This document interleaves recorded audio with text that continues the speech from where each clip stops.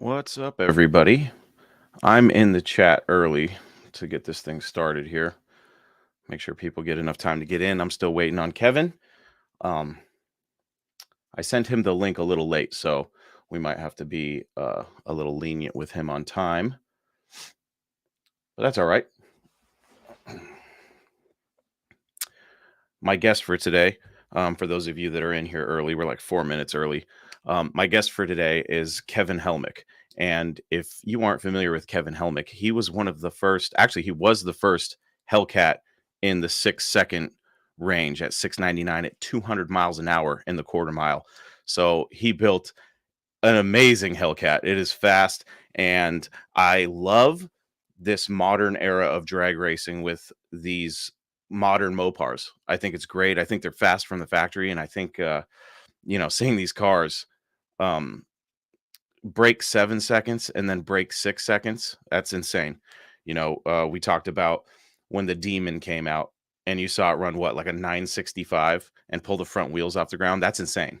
And you've got these guys like Kevin who build these cars to go amazingly fast and quick down that quarter mile stretch. So what this podcast is about today is basically promoting the world's fastest Hellcat challenge that's going to take place March 18th through the 20th at Las Vegas Motor Speedway at the Strip for muscle cars at the Strip. It's the 20th anniversary, and one of the main attractions is this race between Kevin Helmick and Leon Epling with the 007 Challenger, who has also broken 7 seconds, and now he is also in the high sixes at 200 miles an hour. So these guys are like right here. So they're going to battle it out for the world's fastest Hellcat. That's crazy. I'm going to be there to check it out. I hope you guys are going to be there too. It should be a hell of a show. Hell of a show. I'm really excited about it. I don't know the full story. I've never talked to Kevin or his opponent. We'll call him the opponent, Leon. I just know that they're super fast. I've read a couple articles and kind of got a baseline look at Kevin and his car and his little adventure. It sounds like he's only been doing this for a few years. So, I mean, to go a few years and to have one of the fastest Hellcats in the world, that's an accomplishment. So I'm excited to talk to him. In other news, while we're waiting for him, how many people out there have submitted their application for Chief Donut Maker? This is really interesting. I don't know if you guys have been watching what's been happening at Dodge, but they're doing the Never Lift campaign and the 25/8 stuff for performance, and basically they're reaching out and trying to get the enthusiasts really pumped about the performance of Dodge, and they're bringing back direct connection and all this crazy stuff. It's a lot of fun to see, and they offered an enthusiast out there a chance to become the chief donut maker at Dodge, which is a funny title. And, it comes with some perks. You get a Hellcat for 1 year. You get to drive a company Hellcat. It's pretty awesome. You get $150,000 and you attend something like 15 events with Dodge at various events. I'm not quite sure. I know that, I'd imagine that at least a couple of those events are going to be drag racing events. But you're going to be a brand ambassador for Dodge as the chief donut maker, and you can keep your day job. So, I was kicking around if I wanted to send in a submission, and I think I will just for fun, because you never know.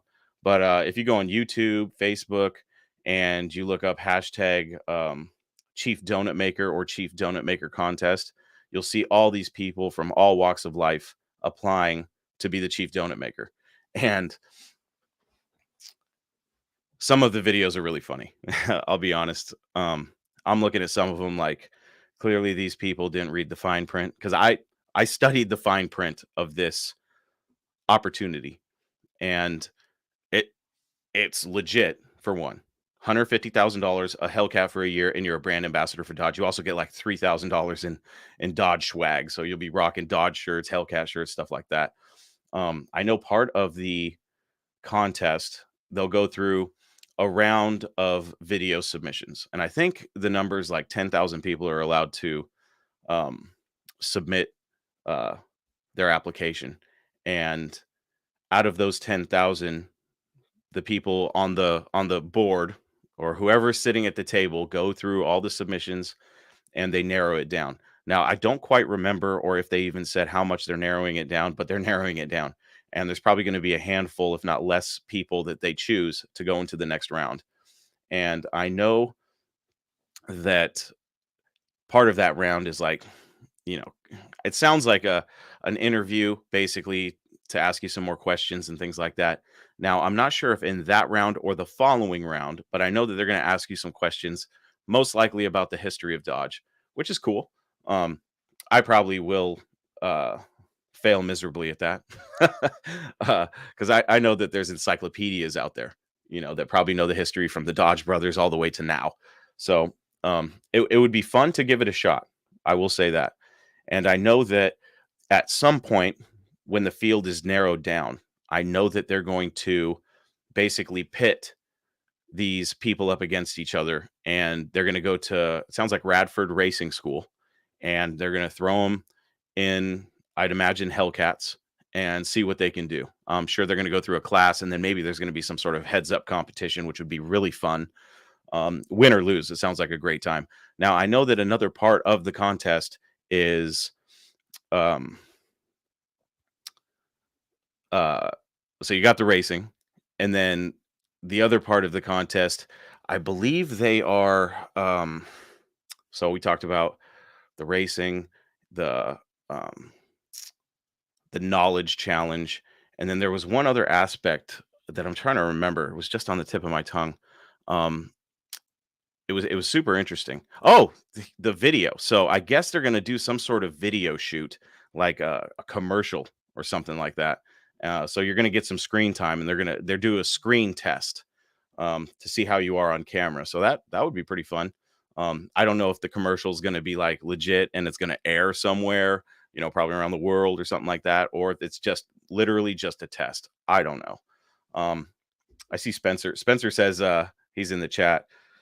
He says, I've toyed around the idea of applying for this as well, just for kicks. Go to dodgegarage.com and you can apply for it, and you'll get a special application ID.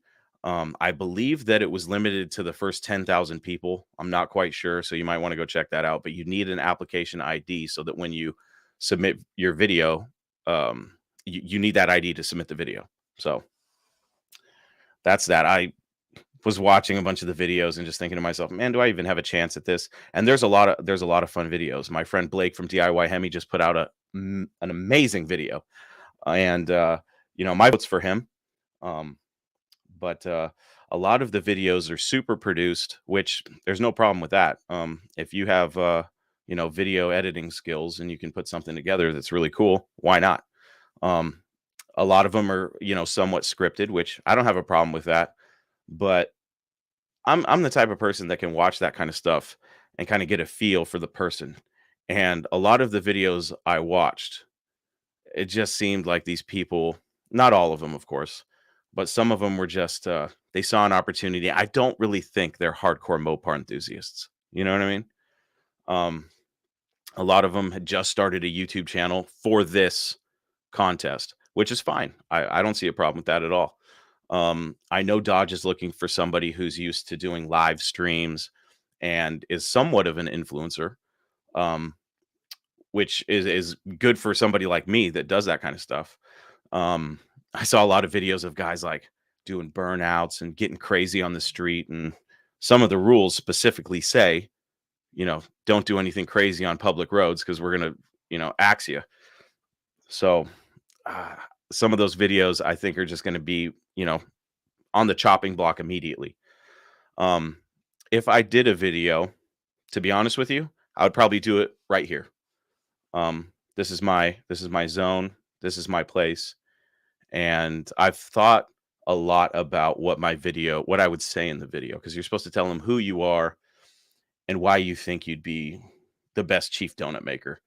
And, after watching quite a few of the videos, there was a lot of, I don't know, they started to get redundant, kind of, started hearing the same type of things, and you saw a lot of people, you know, it's almost like they watched each other and just tried to one up each other a little bit, with the concept of their videos, which is cool.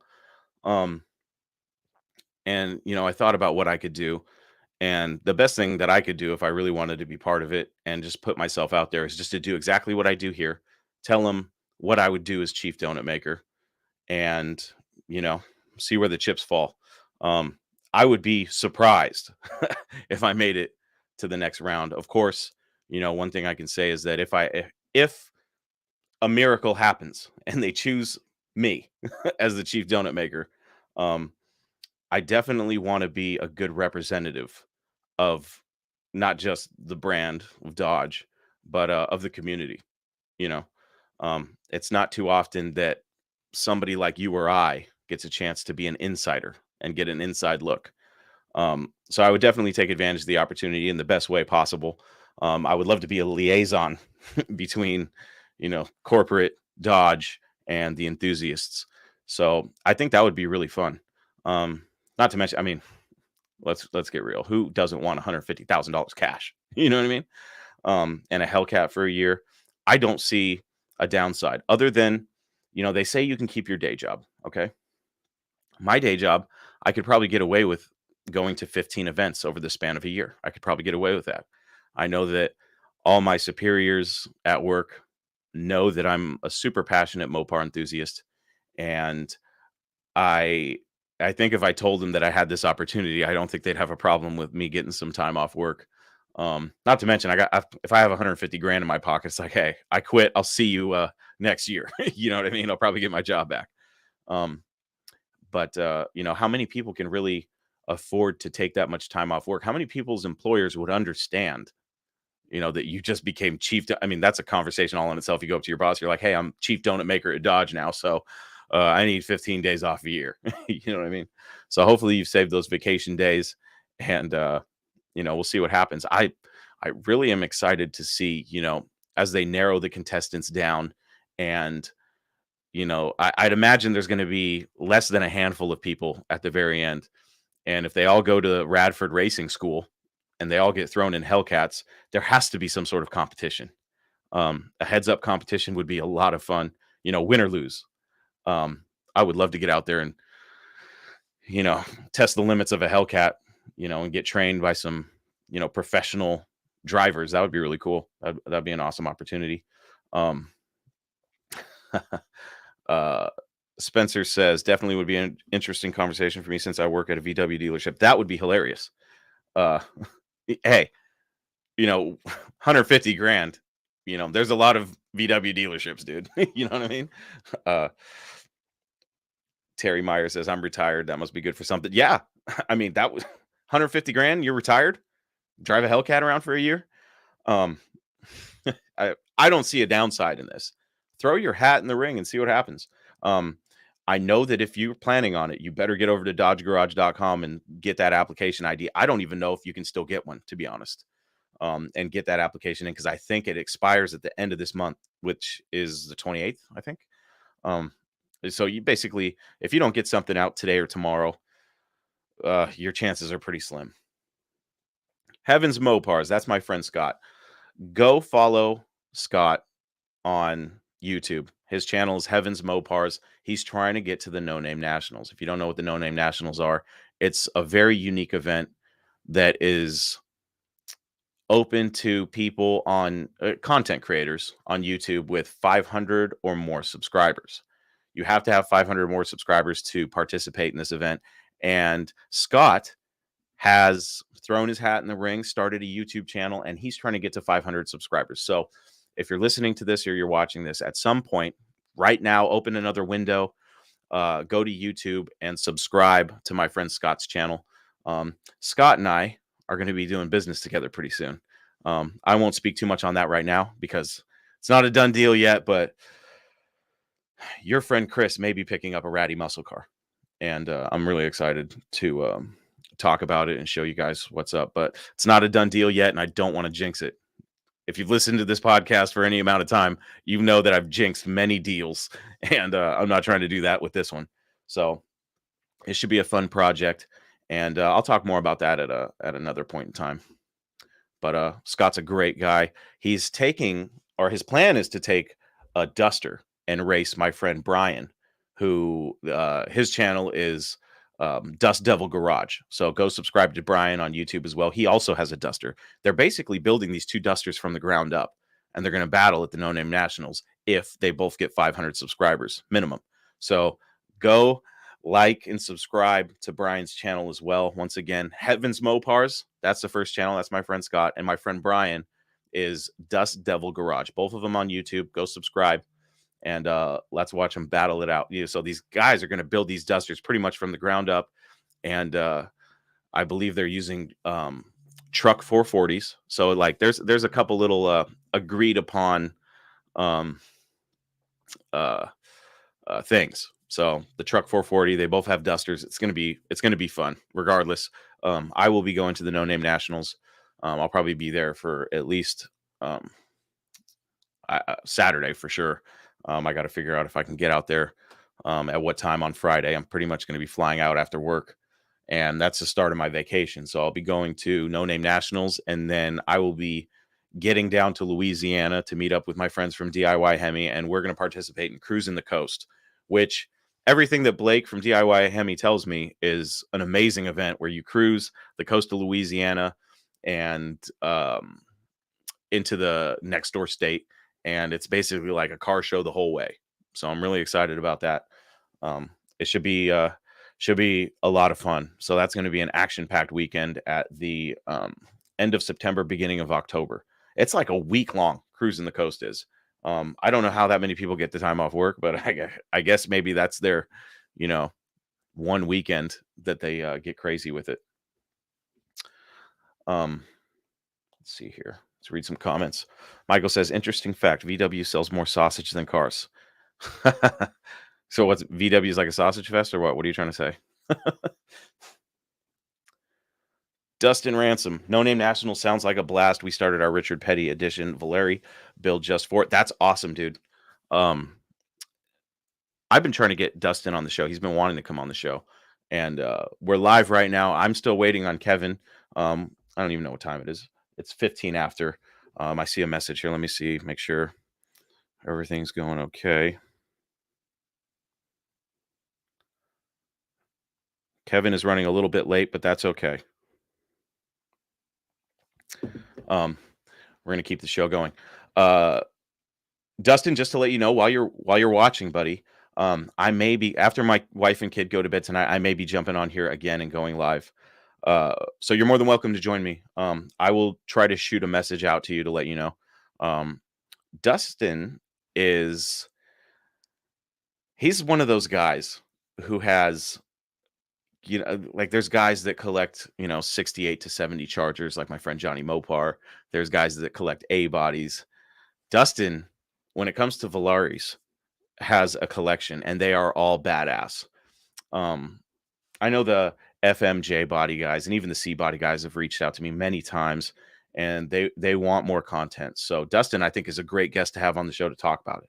So Dustin, the invite is open for tonight. Like I said, I will shoot you a message, and it'll be an open house if I do a show tonight. So another show tonight, I should say.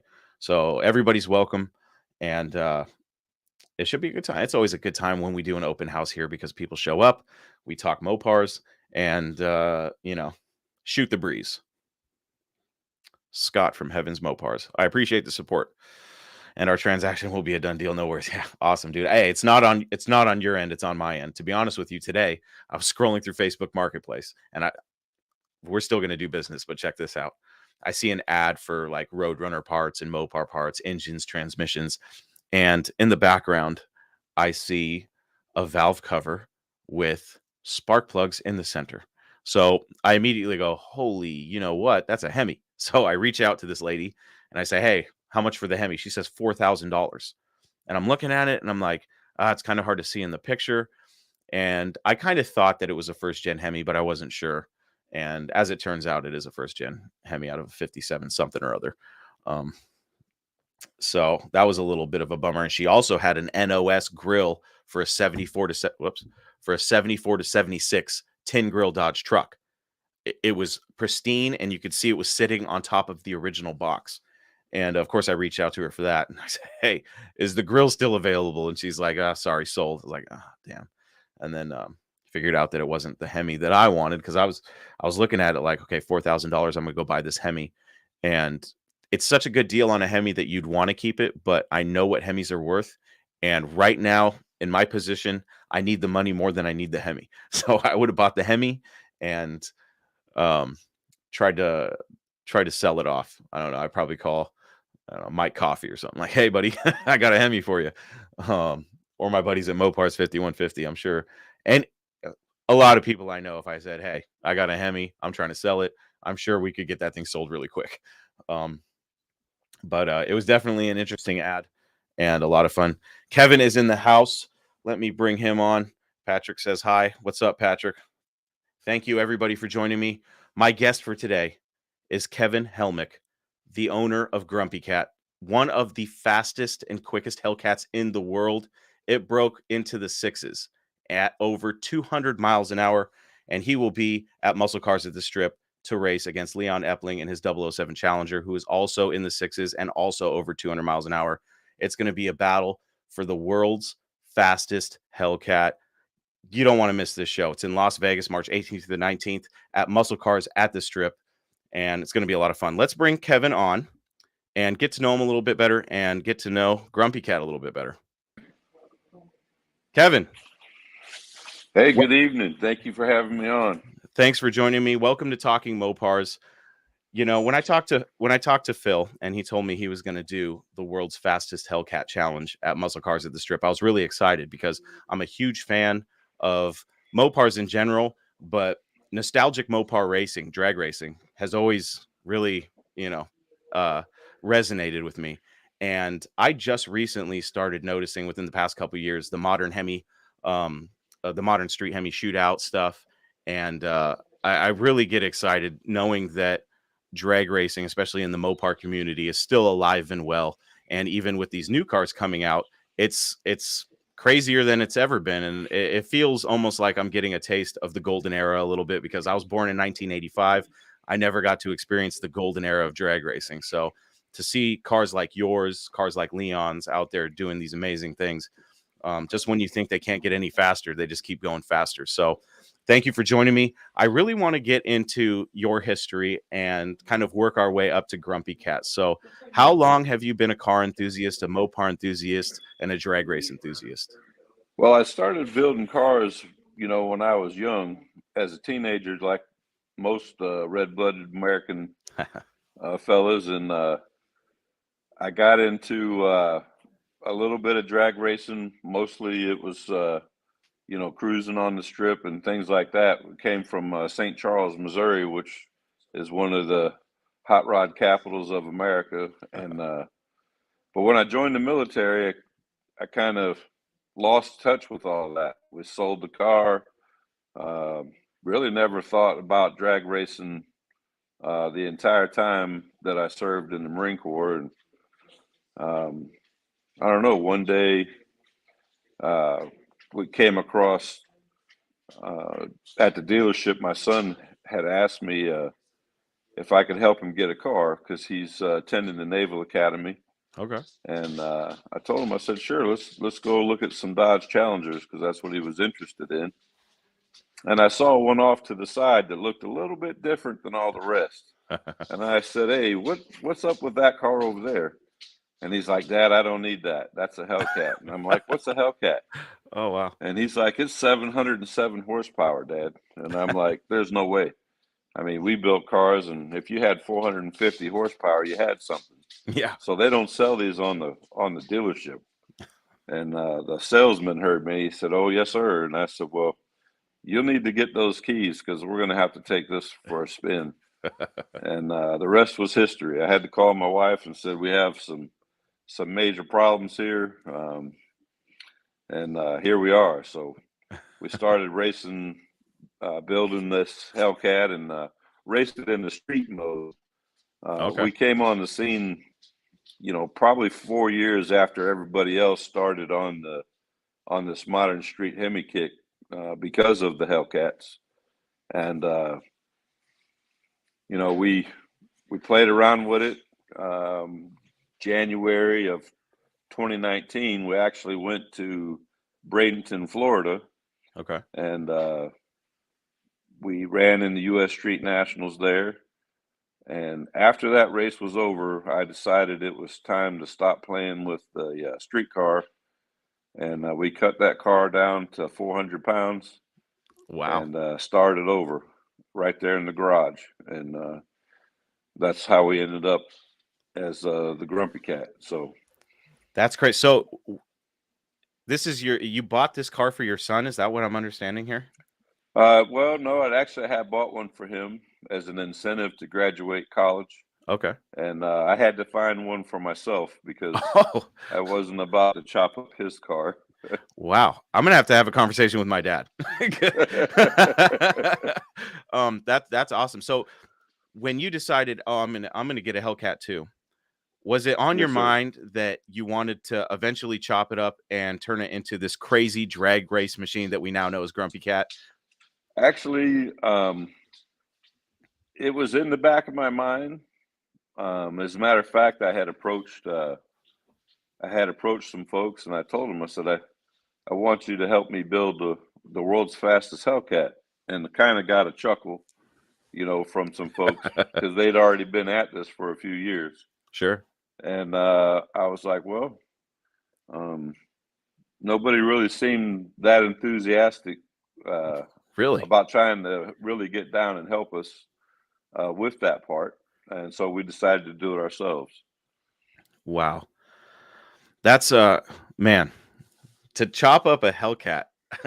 For somebody like me who looks at a Hellcat just sitting on a dealership lot and going, "Wow, I would love to have one of those someday." The fact that somebody would I wouldn't even knowing that I had that car, I don't think even if I had all the money in the world, the idea to chop it up.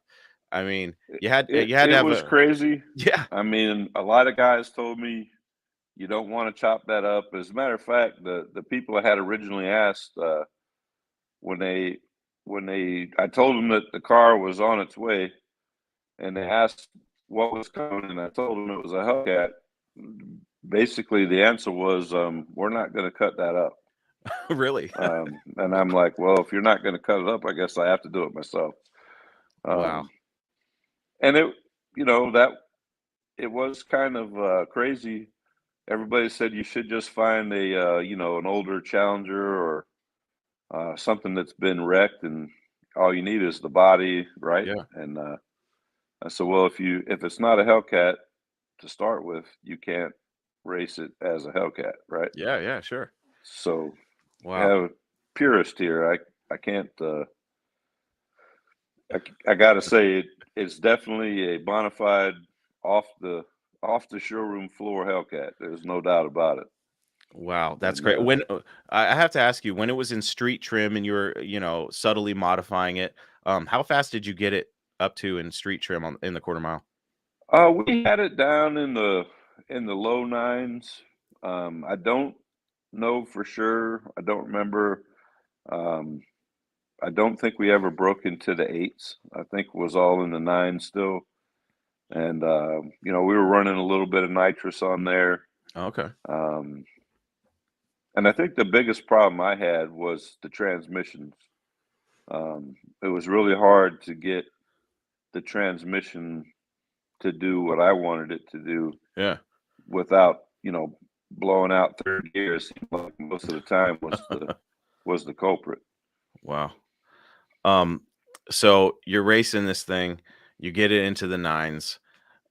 Is it in your mind that it is even it, was your goal to get into the sixes, or were you just like, I'm just gonna hack this thing up and see how fast we can get it? My goal, to be honest, they had published this list about the fastest Hellcats, and it used to be a top 10 list, Okay. and the only people that were on that list were the top 10 fastest Gen 3 Hemi, basically Hellcats. And eventually they started a section for demons, and Okay. this thing is kind of morphed into now they've got a top, I think a top 50 in Texas, Wow. plus uh, but Jerome Hellcat Stone and a couple of other fellows from the Minor Street Hemi Shootout series, they keep track of all these records. And so I started, when I first started eyeballing this, even in streetcar form, I had the top 10 list printed on my kitchen wall. And I used to talk to my kids and my wife, and I'm like, this is where I need to be. I need to get on this list. And one day we finally made it to number 10. And actually, I think it was a little bit further down the list even than that. But everybody who was somebody was on that list. And so I didn't know them personally yet, but, they had a target on their back. Let's put it that way. That's awesome. So you have this list and you're like looking at it going, okay, targets on all their backs. Is this the point where you're like, okay, to get faster, I gotta lose some weight? Because one of the things I always hear, in the racing community, because you always hear it from the Mustang guys, is, oh, those Challengers are so heavy. And they are. Yeah. So was that your biggest holdback with getting it faster, was the weight?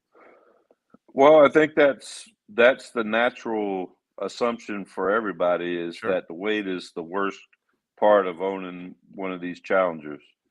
But I got to tell you, some of these guys are really taking this platform places, even at that heavy weight. Yeah. And so for me, being that I wanted to be that guy, the fastest Hellcat in the world, I knew that I was going to do something different. But I set some goals for us as a team. And the first thing that I wanted to do was take a factory motor faster than anybody else. And we accomplished that. We set the record for the fastest factory lower, factory blower Hellcat, and Wow. the fastest factory lower, factory blower with nitrous. So we held those two categories for a while, and if I'm not mistaken, we're still holding the fastest without nitrous. Wow. And then once that motor, gave up the ghost, we decided that we wanted to stick with the cast iron BGE block.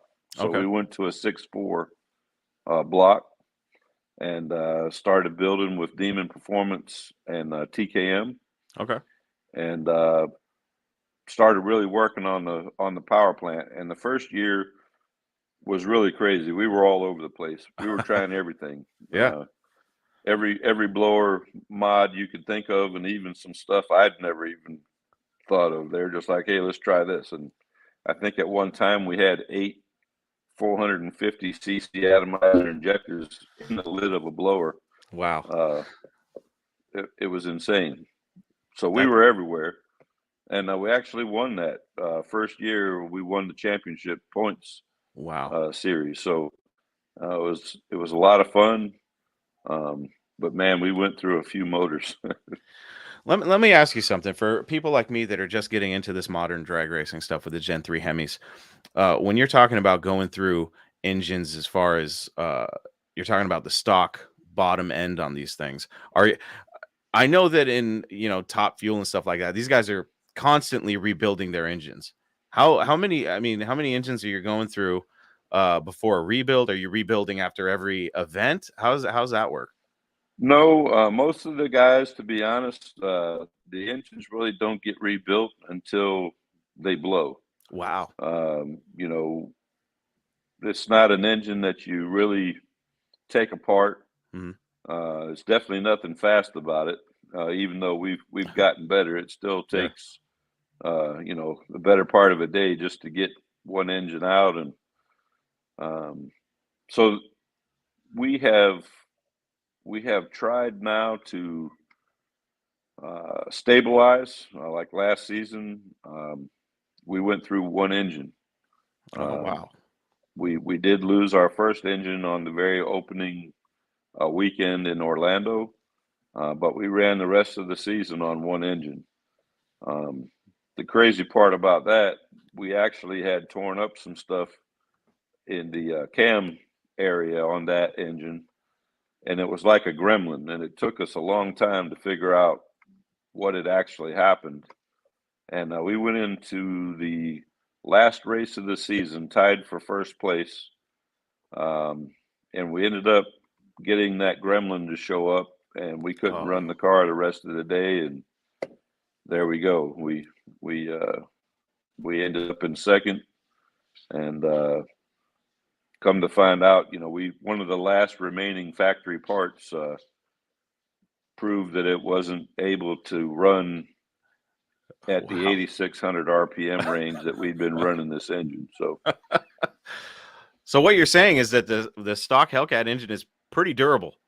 Man, it's phenomenal. Wow. I met Tim Kaniskas, and he introduced me to some of his engineers up there at Roadkill Nights in Detroit. Cool. And I had to take my hat off to him. I told him, I said, we have put these motors through their paces, and talk about impressive. I very durable. Just amazing how much Dodge had left in those engines, as, I don't know if you want to call it surplus horsepower at your fingertips, but man, it's been a joy to work with. Yeah, that's phenomenal, because I'm just imagining you guys go out to these weekends and you bring another set of pistons, another set of rods, and you guys are doing rebuilds out there. It's crazy for me to think that they are that durable. But I mean, clearly what you've done is a testimony to the strength of them. Now, like I said, I'm just starting to really, get into this modern Hemi stuff. And I'm curious what the rules are in this series of racing as far as Hellcats go, because we're talking about the fastest Hellcats. You've got this list. I'm wondering if there's like, a strict set of rules. Like, are you still using the factory blower, or like, how does that work? So for the class that we're running in, which is the Outlaw class, it's the fastest class in the Modern Street Hemi Shootout. It comes down to a weight requirement. Okay. So you have to weigh in at 3,300 pounds with a single power adder. If you're running a dual power adder, I believe it's 3,400. Okay. And then if you come in naturally aspirated, I believe we let them run at 3,000. Okay. So the main thing is weight, but after that, it's anything goes as long as it's still a Gen 3 Hemi. Oh, cool. Okay. So it doesn't have to stay cast iron. I know we're working on a billet platform right now. Oh, wow. And I know several other race teams are as well. But most of the cars that have been running out there are still actually in almost near factory condition. We have in the Modern Street Hemi Shootout, we have a rookie class for people who have never raced before. So the first race they come to, they can sign up for the rookie class, and they get to wet their whistle and find out if racing their car is what they like. Yeah. And then after that, it's a lot of pretty much bracket racing, if you will, but they're all timed. So we have classes at 1250, 1150, 1050, and it goes right on down the line. So as you modify your car to go faster, you can find yourself in a faster class. Yeah. And then we do have another heads up class, which we call heavyweight, which we do not advertise the weight on the cars for that class. They have to be a certain weight, but the times we don't put on the board. Oh, cool. And so those are, heads up drag racing, quarter mile. Almost all the Modern Street Hemi Shootout classes are quarter mile, except the Outlaw class. We normally run 8th mile. Oh, okay. But in Vegas, Leon and I have agreed to run our world's fastest Hellcat grudge races at the quarter mile, utilizing the cast iron block. So we will still be running with cast iron in Las Vegas, and we both have to weigh in at 3,300 pounds or more. Um, my car, we can run as low as 2,600 pounds with the driver. So Okay. we bolt in an awful lot of weight just to make the Wow. Modern Street Hemi Shootout class. But so she's capable of running some pretty high speeds. If you shed 600 pounds off a car, I don't care what you do, Yeah. it's going to go faster. That's crazy. So is this a one and done? Are you guys doing like how's this gonna work in Vegas? In Vegas, so we're going to do a best of three. Cool. So that way, nobody loses to a red light or Yeah. just can't find traction on one launch. We want to do the best out of three. I firmly believe that both of these cars will be running in the sixes head to head. I have not run in Las Vegas yet. I know Okay. it's not, it's not sea level racing, but at the end of the day, I know both camps have made a lot of modifications over the winter, Yeah. and I think these cars are ready to put on a show for everybody that comes out to see what we're doing. Man, I am excited. I got to be down there on the track. I got to get some footage of that. That's going to be. I can't even explain how excited I am for that. I was at Mo Party and I missed Grumpy Cat Run, and I was really disappointed about that. Um, so I guess I get my redemption, and this time it's the two fastest Hellcats in the world. Now I have to ask you. You're talking about this list, and you're talking. You've worked your way up to the very top. You're at the pinnacle.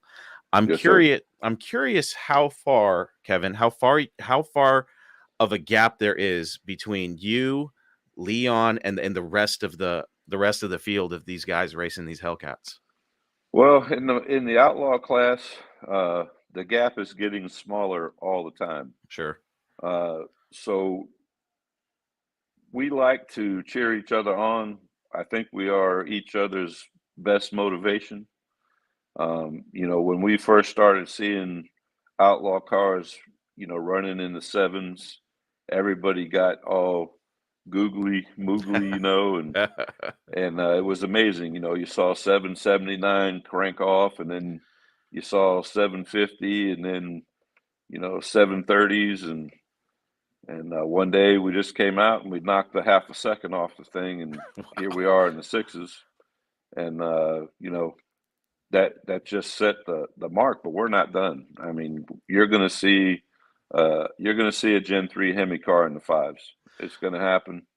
I don't know how quickly, Yeah. but it's coming, and that's what you're gonna see when you start getting a 3,000 plus horsepower Gen 3 Hemi billet engine in these cars. It's gonna happen. Wow. So just keep watching, because these cast iron blocks. I mean, this is a lot of fun, but it's not even where I want to be. Yeah. Had we had a chance to have our hands on a billet block by now, uh, we would be in the low sixes, approaching fives. Wow. That's just how we roll. So that's the you've already hit sixes. So the next one's the fives. That's what Yes, you're aiming sir. for. I mean, I can tell you right now that everybody that's in this outlaw class that is going to be uh, looking to see where they can go with this platform, they all have their eyes on that next level. Yeah, that's great. When you say you knocked off a half second, when you're talking about cars that are that fast, like a half second, like for people that aren't, and I'm no drag racing expert, but when I think about how fast you guys are going, you talk about a half second. I mean, that's got to be a ton more power, right? Am I wrong? It's a lot more power, Yeah, or it's a lot less weight, or a combination of both. sure. Um, you know, so you look at some of these cars, and some of these classes that are just kicking off. They're at 900 rear wheel horsepower with very little modification to the car. Wow. And as you move up in these classes and the times are getting shorter, you start seeing 1,200 at the rear tire, and then 1,500 at the rear tire, and then 1,700 at the rear tire. And each one of those levels and times, it takes more than just goodwill to get there. Absolutely. The horsepower has to come up. And they're along the way. The nice thing is you're learning a lot of things about drag racing. You're Sure. learning how to launch the car. Just about every drag race is won or lost in the first 60 feet. Yeah, sure. Yeah. Um, Unless you're, just blowing the doors off of cars because you have that kind of power. But uh, you'll watch these races coming up in Vegas, and it's going to be a race. No one's just going to walk away with anything there. It's going to come down to thousandths of a second. Yeah, yeah, yeah. It's real deal. I mean, if you look at it, I ran a 699 and Leon's car come around and ran a 696. So it just very little bit, and it still hasn't even broken into 201 miles an hour. We ran a 200.05 and they ran 200.48. So it's just we're down into the minute details now. Yeah, that's crazy when you think about it. It's like, okay, they're the same car. Okay, they're both Yes, sir. challengers. You got different drivers, different setups, different tires, I'd imagine, different wheel. Like the fact that you guys are so right there. That's I love it where it's actually competition.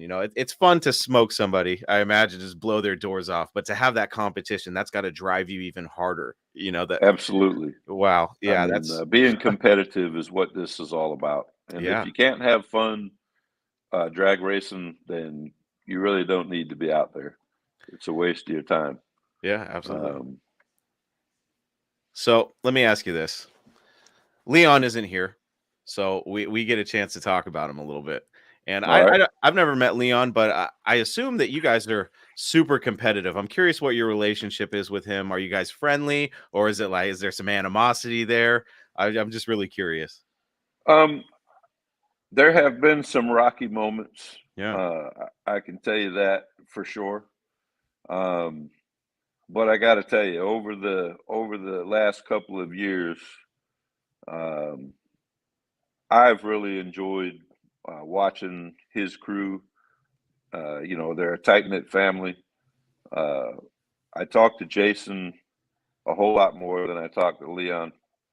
Um, we'll message each other, check in on each other, congratulate one another all the time, and so I think things are uh, a lot more friendly between uh, the two drivers of these cars, yeah, myself and Jason Epling. Um, but Leon, he's old school.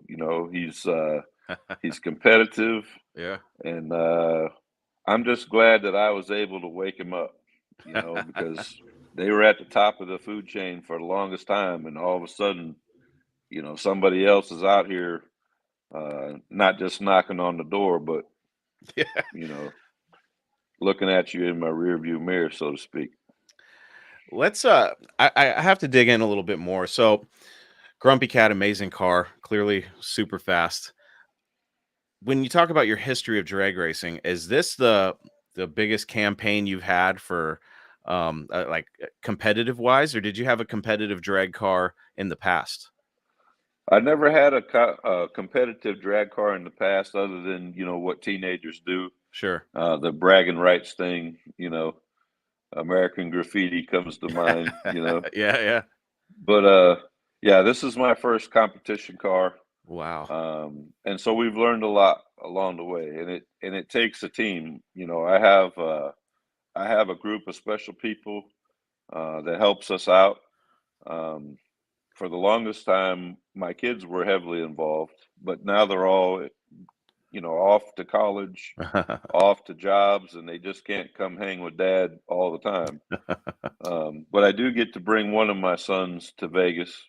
Um, so he's continuing to help me out, and I know the rest of them would if they could. Yeah. But the guys that make up our team, I mean, these are guys that have been around racing. They've been building cars. So I have learned a lot of stuff. I have some very good mentors on this team.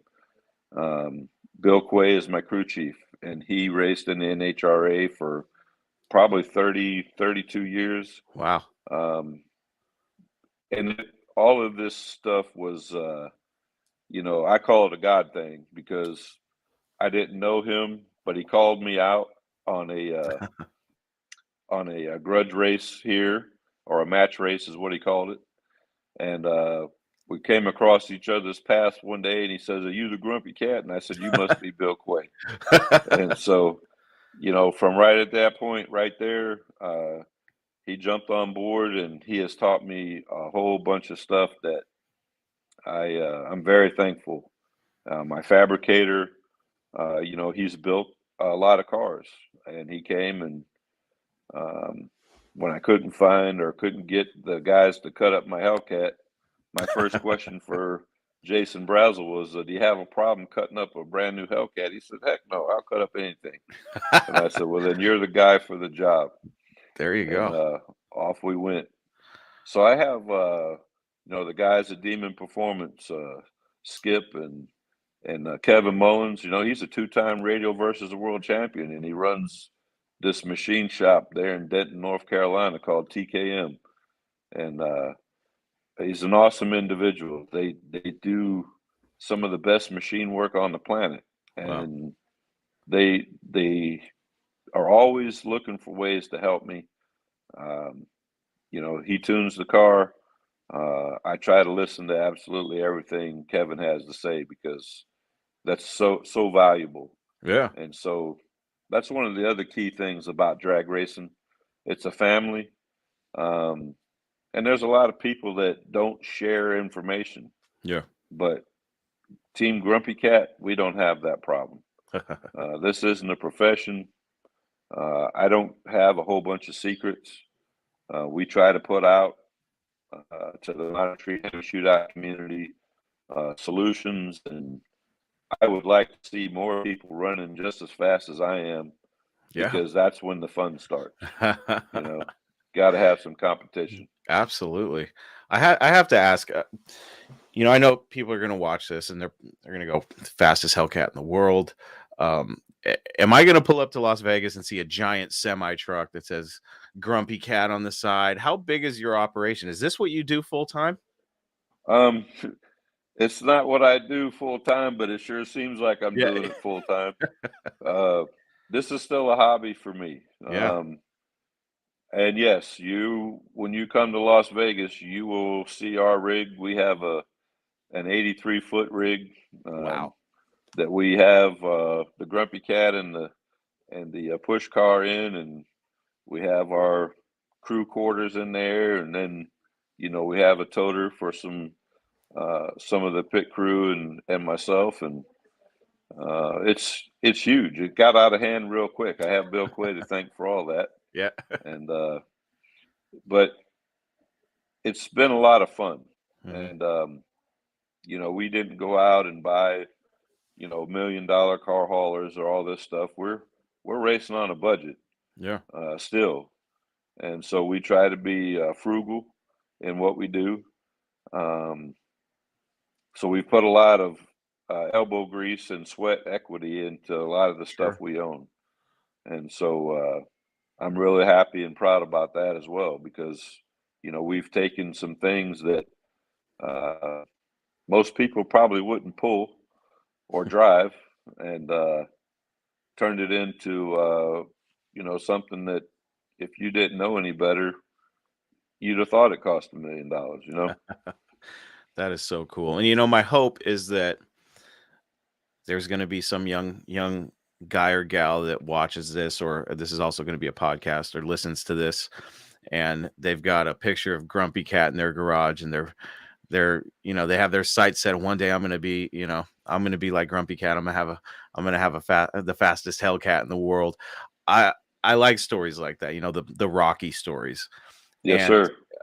I know for a fact that, like I said, somebody's going to be listening to this like, oh, he's got a target on his back. Mr. Yes, Helmick, you sir. have a target on your back. And I'm a target. and this is an opportunity I want to give to you, to give somebody who, because like you were telling us, this is still a hobby to you. Yes. You're not a professional. and I say that, with all due respect, you don't do this full time. You're not out there racing full time.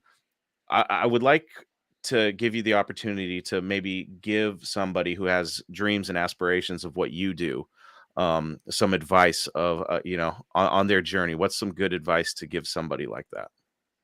Well, the first thing I would say is, if this is something that you think you want to do, I would try it, and I wouldn't go out and break the bank in the process. Yeah. But at the end of the day, there are plenty of cars out there that you could put a Gen 3 Hemi in and come and join us at the Modern Street Hemi Shootout Series. And if you don't like it, it's an easy out. Yeah. But if you do like it, this is a great place to come, a great group of fellows and gals to race with, and learn. That's the key. No one shows up here knowing everything. And I'm still learning every day. And I looked at the same things that the people you're talking about would be looking at. Yeah. And I told myself, I want to be that guy. And I still haven't found my $1 million sponsor. It sure would be nice to race like that. But at the end of the day, it's very fulfilling to be able to go out and race and win. And this Modern Street Hemi Series shootout that we're talking about, there's so many people that are just like me, just like you. They have a car, it has a Gen 3 Hemi in it, and they're out there having the time of their life, racing down this drag strip. And it's safe. Keep it off the street. Take it to the track. That's where you can let your hair down, and in the safest way. Yeah. It's still a dangerous sport. I could tell you in the last 4.5 years, some of the close calls and mishaps that I have seen, some that I have been through. Wow. And I don't wish those times on anybody, but they're inevitable. So don't go into this thinking that it is all, just fun and games. Yeah, absolutely. I call, I'm not a professional driver, but I have been to Frank Hawley's drag racing school. Oh, cool. That man's program is second to none.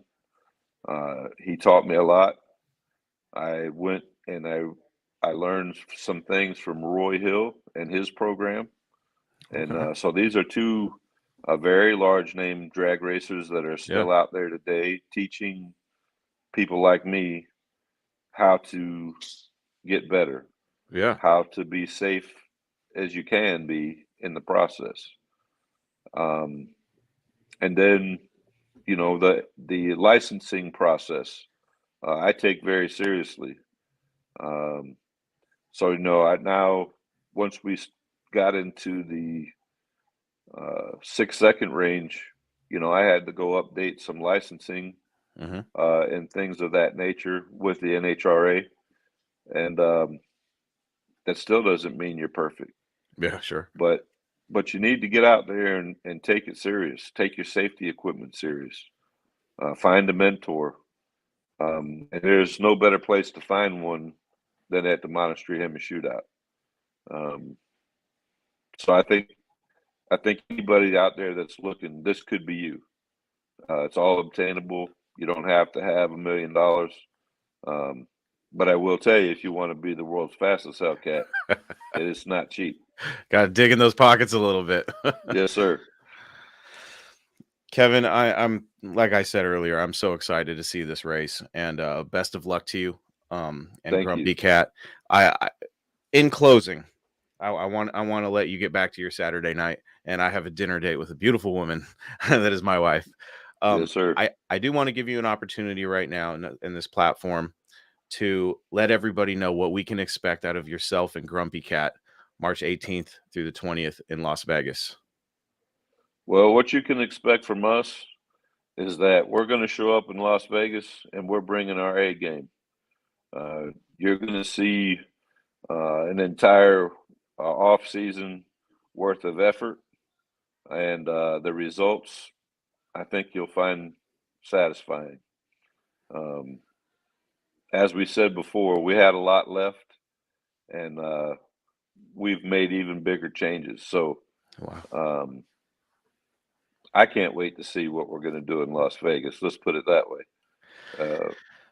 It's going to be a time. And for Leon and the crew, fellas, I hope you're bringing your A game because you're going to need it. There you go, folks, from the man himself, the driver of Grumpy Cat in the house joining us at Talking Mopars. If you want to see what I think is going to be the best race of the year, you need to get down to Las Vegas, March 18th through the 20th, Las Vegas Motor Speedway, the Strip, and watch Kevin and Grumpy Cat take on Leon and the 007 Challenger for the title, the world title of World's Fastest Hellcat. This is going to be history, man. 20th anniversary of Muscle Cars at the Strip.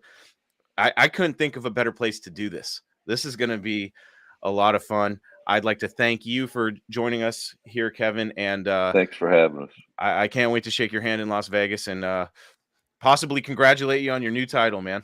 That's going to be a lot of fun. Thanks for joining me, and we'll see you in Las Vegas. You bet. Thank you.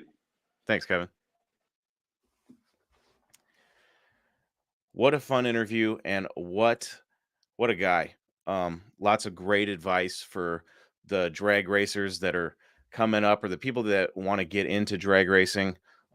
Lots of awesome information. I wanted to dig into the mechanicals of Grumpy Cat a little bit, but I think I'd like to have Kevin, if you're still listening, I'd like to get you back on the show, after Las Vegas and get a little bit more details on, the little secrets up your sleeve. I don't know how secretive the guys in drag racing are, but I know that this is a big race, so I didn't want to pry too deep. I didn't want to get too technical with people, but I felt like it was a great conversation. I can't wait to have you on again, buddy. That was Talking Mopars Saturday Night Live with Kevin, the driver and owner of Grumpy Cat. I cannot wait for Las Vegas. Like I said, March 18th through the 20th, the Strip at Las Vegas Motor Speedway, the world's fastest Hellcat will be decided. I cannot wait, and I hope to see you there. And that's Talking Mopars, folks. And we'll see you next time. And I will be in Las Vegas. So if for some crazy reason you can't make it down to Sin City, don't worry. I'll be there right on the track, giving you the up close and personal footage of this. I can't wait. I almost want to be at the end of the track just to see how close it is, because you're talking about tenths of a second. That is, like I said earlier, it's unbelievable that these cars are so close. So exciting. And Kevin did a great job hyping the race, and Grumpy Cat in action, folks. I can't wait. So hopefully we get to see you in Las Vegas. No Mopar left behind. We'll see you next time right here on Talking Mopars.